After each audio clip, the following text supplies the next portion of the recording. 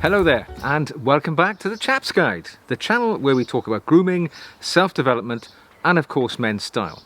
And a big part of men's style is of course the things that we wear on our feet, our shoes, our boots, because these are significant investments and they can be quite painful because they can cost many hundreds of pounds.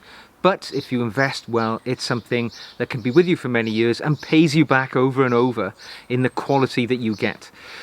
Now, some weeks or months ago, I did a video called the £1 eBay challenge, and this is where I bought a pair of, actually fairly decent pair of Church's black cap to Oxfords. I paid 99 pence for them, and I rejuvenated the shoes. I did a full sort of wash and brush up job on them, put them back on eBay, and I sold them for £26. And at the time, we sort of talked about, well, what if I reinvested that money again, bought another pair of shoes in, and you can keep working your way up that quality ladder until you find the point that you want to stick at. So I thought, well, I didn't intend to do this, but I, as you do, keep looking through eBay and looking for that good bargain that I could find in the region of £26. As it happens, I went a little bit over and I paid £29 for a pair of shoes, which I've had for a little while now.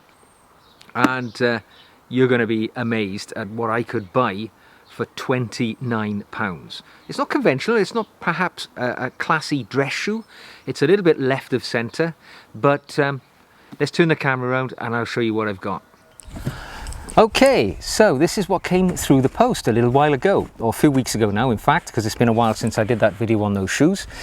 So just to remind you, I paid 99p for a pair of, they were Church's cap to Oxfords. They weren't towards the top end of the Church world, but they were heavily worn, and I was able to bring them up to a nice shine, and I sold them on for £26 with the intention, theoretically, of buying something else around that £26 mark and then moving on up the ladder until I got to where I wanted with the quality level of the shoes. And I was lucky. I paid £29 for this pair of shoes, and I'm going to reveal what they are. So this is what came through the post. It's an original box, but as you can see, you know, it's had better times. It's falling apart. I can tell it's original because it's got the original label on the side, and it looks like it's new old stock. So it's either been in an old shop or something like that, and you know they've sold them on, or perhaps the shop has gone out of business. Inside the bag, the box rather, this is exactly what was in there as it came to me. So you can tell now what is the manufacturer of the shoes if you didn't notice it on the label, and it's Sanders. And I've been a fan of Sanders for quite some time. It's a really good British heritage company which provides fantastic value for money. And what did I get for that £29? Now here we go, here's the grand reveal. I got a pair of, as you can see, sort of mahogany, or it's described as sandalwood colour, but I would describe it as a mahogany derby shoe. Derby, of course, referring to the lacing mechanism where the flaps which lace the shoe are sewn onto the outer shoe rather than being an integral part of the construction of the shoe. And it is a beautiful, brand new, unworn pair of entirely leather shoes. Sanders, of course, British company in Northamptonshire, in Rushden, still hand manufacturing shoes today up there, as these would have been. And as you can see, utterly unworn, brand new leather soles underneath, never been worn whatsoever. And you can see the heel, it's never been in contact with the ground. I've only basically put them on in the house to see if they fitted. It's my size, it's a UK size 8, and it is of beautiful manufacture. As you can see, absolutely beautiful Goodyear welted leather sole, sewn onto that lovely leather sole bottom. All real leather, and inside, if you can just see in there, all leather finished, you know, suede at the heel cup just to help with the wearing. And yeah, lovely, lovely pair of shoes. £29. £29. It's just a matter of keeping your eye open, waiting to see the ones you want, and there they go. So what I'm going to do, because these, I mean, I'm guessing these are decades old, you know, it's impossible to tell looking at the sort of stuff inside. All it says is it's made in England, the style, and a load of other numbers, which I guess if you work for Sanders, you'd be able to know when these were manufactured. But sadly, I don't have that ability to find out. So I'm going to take the left shoe away, because I'm going to do a bit of a rejuvenation or a renovation on these shoes, because I want them to look their best, I want them to last, and I'm going to wear them. This is not just an experiment, I'm actually going to wear these shoes. So what am I going to do? Well, first thing I'm going to do, as I always do when I'm working on shoes, I'm going to put a shoe tree in the shoe, because that way I know that the shoe is in its proper form and shape. And there we go, it's a tough fit, that one.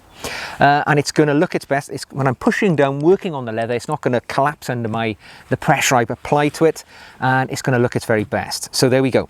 Now, because I don't know the provenance of these shoes, probably been in the back of a wardrobe, maybe in the back of an old shop storeroom for many, many years, I've no idea how well it's been conditioned or looked after.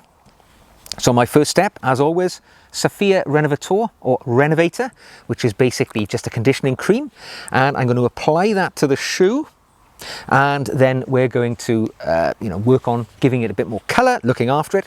So today, just a very quick run through of what we're doing. I'm not going to explain this over and over because I've made many videos on shoe sort of care and renovation, but I'm just using a cotton cloth, which, as you can see, is just a bit which has been harvested from an old shirt, and I'm just going to twist it around my finger, getting it just right, and it's comfy, so that it's around my finger and it looks nice and comfortable, and it provides me with a nice working pad on my fingers.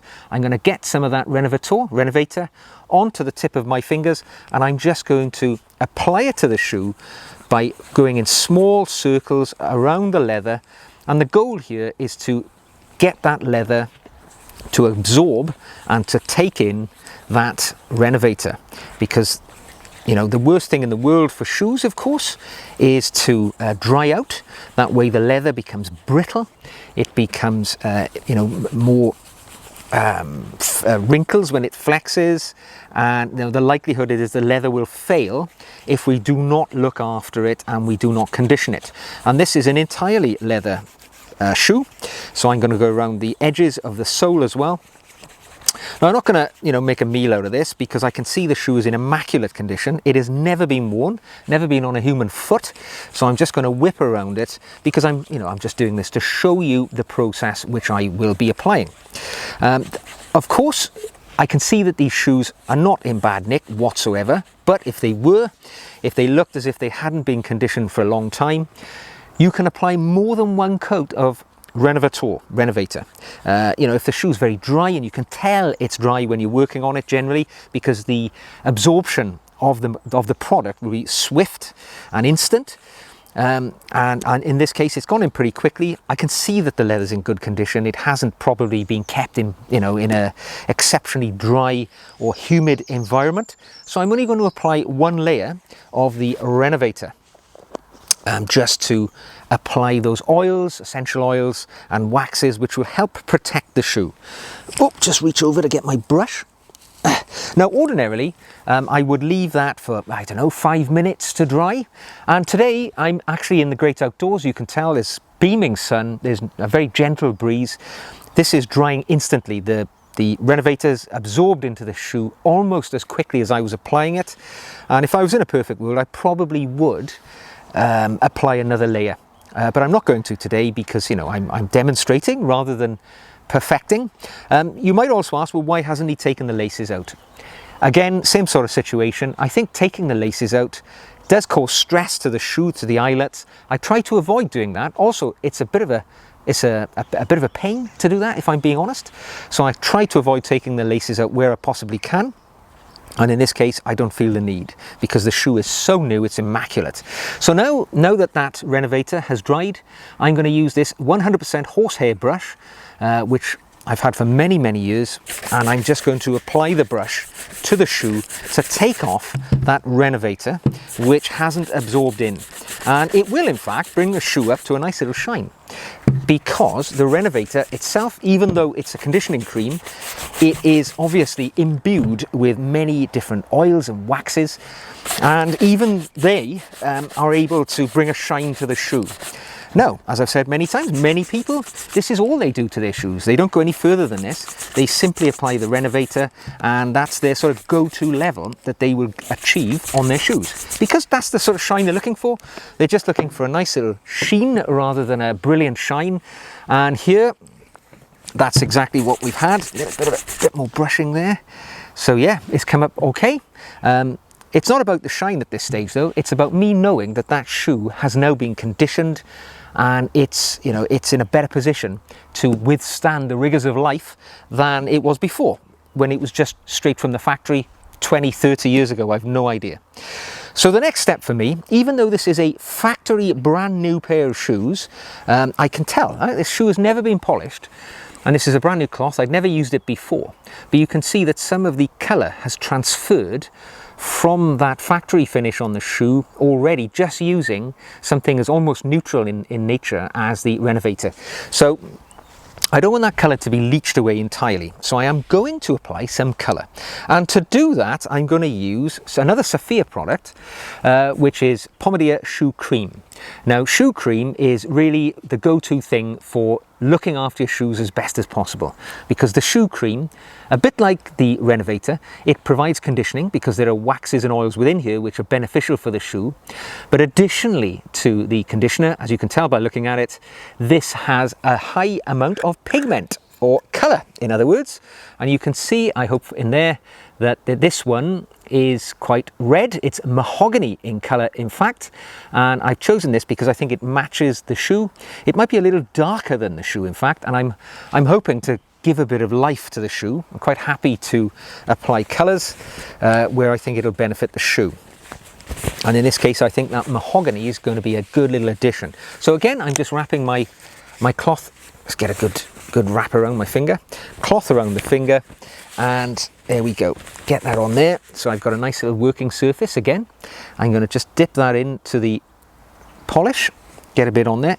Now this goes a long way. You don't have to use a huge amount of it.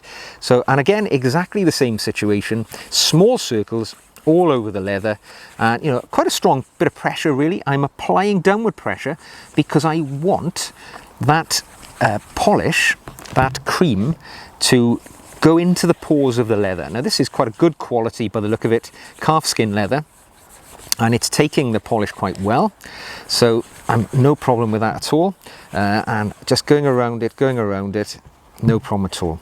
And same all over the shoe, just pushing it into the leather, a little bit of pressure on there as we're doing that, and we know that that is going to apply a bit of colour.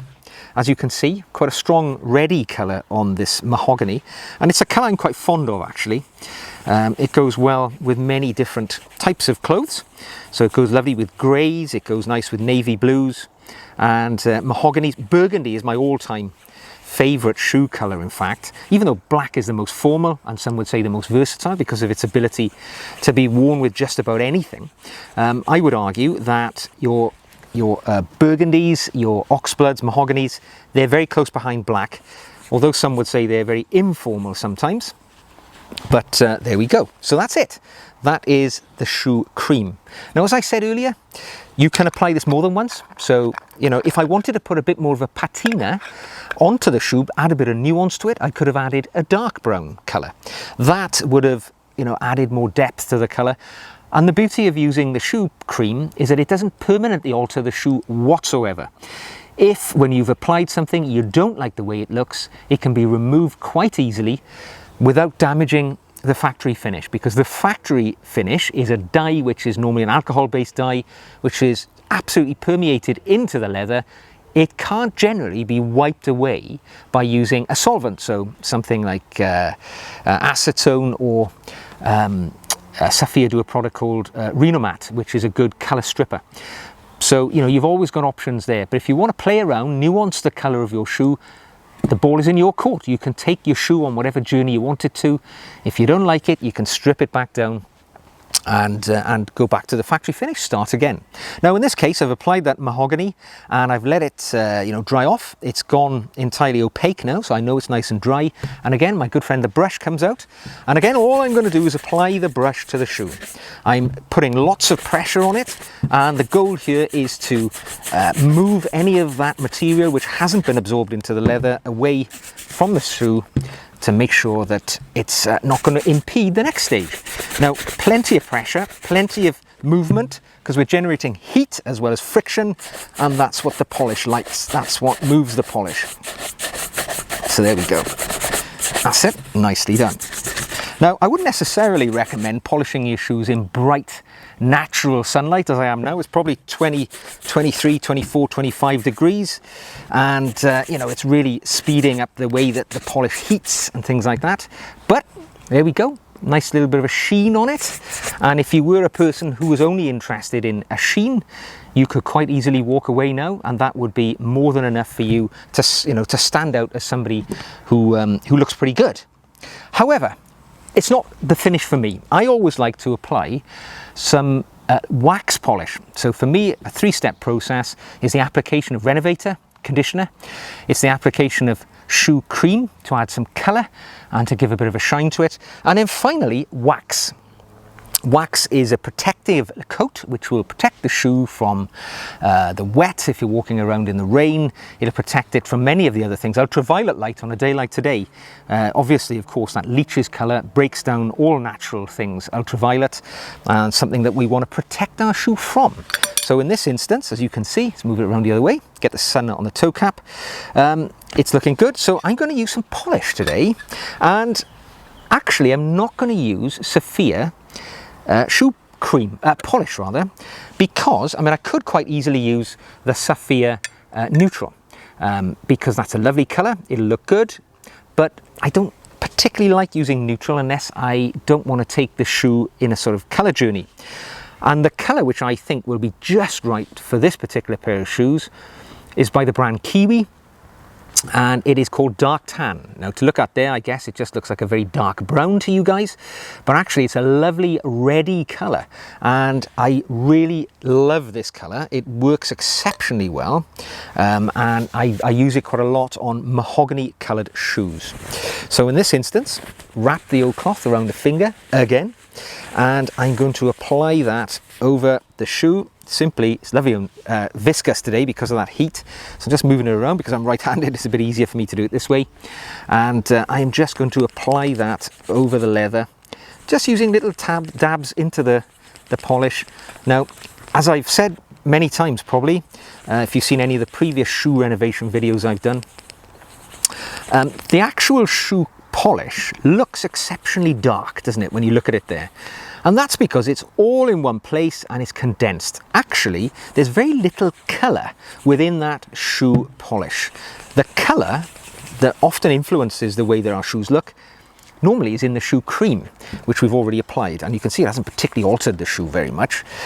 So don't worry about applying the colour. If you open the lid of the tin of polish that you're working with and it just looks very much darker than you were hoping or expecting, or you're worried that that will influence negatively on your shoe, actually the colour is very light. If you want to, take a little bit of it, try it at the back of the shoe where it's unlikely to be seen, see if it's what you seek, if it's the finish that you're looking for. If it isn't, well, there's your chance to change your mind. So there we go. I've applied that all over the shoe now, and as I say, you know, in the past, I like to think of this as a little bit of an overcoat. It's a little protective layer over the shoe, which will keep the shoe, you know, protected from the rain and all the other things that it'll encounter as it goes along. Again, a few minutes just to let that dry off, and then get our good friend the brush, and simply exactly the same as last time, over we go, just giving that a good brushing over, plenty of heat, plenty of friction, and we will have a nice little shine. Now, it's not going to be a glorious shine. Obviously, this is brand new leather in a way. It's not brand new. The cow which contributed this leather has probably been dead for 50 years, and the shoe's probably been in the back of a wardrobe or somewhere else in that intervening period until it came into my ownership. But the leather will always respond well to a nice bit of polish, and it won't perhaps look as perhaps an old shoe if we were renovating an older shoe, but there we go. That's not bad. So that's the 3 layers that we've just applied to it. It's looking good. It's looking quite sharp. I could quite easily take this out now and wear that and be happy with that, I think. But let's get off my finger, bit of polish on my hand. But do you know what? I'm just, you know, it's a plain shoe, I think, the Derby. There's not a lot going on. It doesn't have any broguing. It doesn't have a toe cap. And for me, it could easily be lost if you're wearing this. It's, you know, quite without any distinction whatsoever. So for me, I would like to apply just a little bit of mirror shine to the toe cap, and I'm going to do that right now.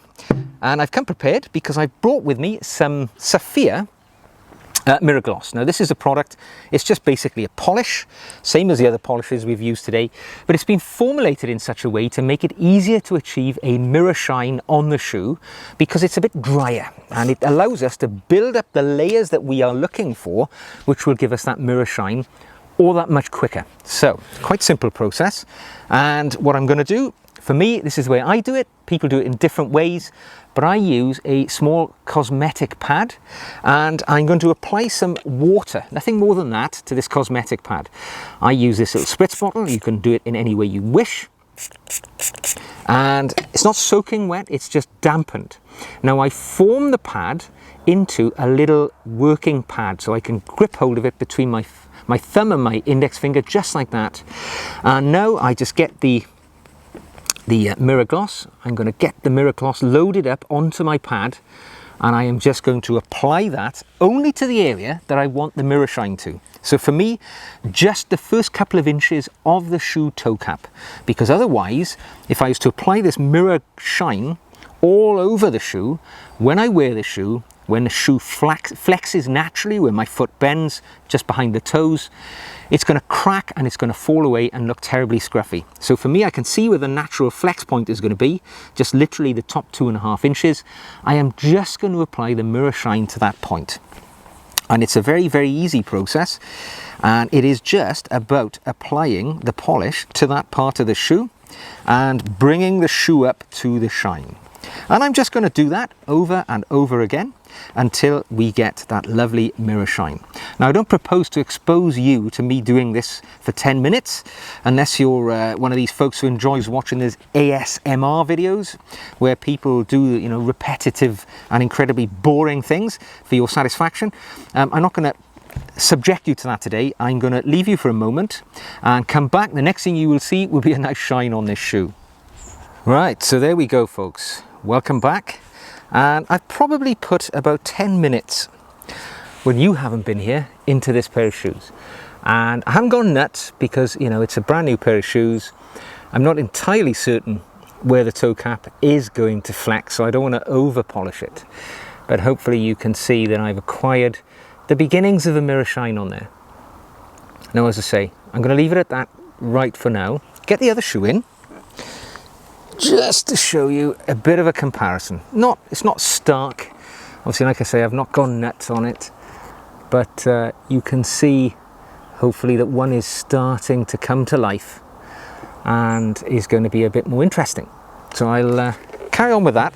What I might do, because I think these are a very plain pair of shoes in all reality, I might use these as a bit of a test bed for trying some patinaing opportunities, perhaps to give them a bit more colour, a bit more sort of, you know, nuance to them. Really, they look a little bit more sophisticated when worn with perhaps different coloured trousers. You know, they'll go with navy coloured chinos, I'm thinking. They'll go with khaki, all those classic summer colours, which I intend to wear these shoes with. And I can see already that mirror shine is going to be lovely.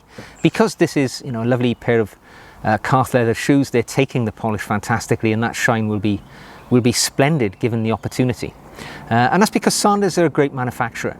You know, they've been around since 1873, still making shoes in the same factory up in Rushden in Northamptonshire, where they make something like 2,000 pairs of shoes and boots per week, still in family ownership today after all that time.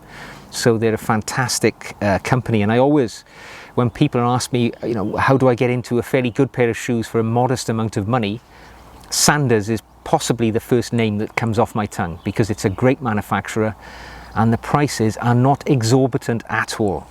However, that wasn't a problem for me, because I paid, don't forget, £29 for this lovely pair of shoes, which, as you can see, you know, they've yet to grace the pavement anywhere. They're so, well, it's a good deal.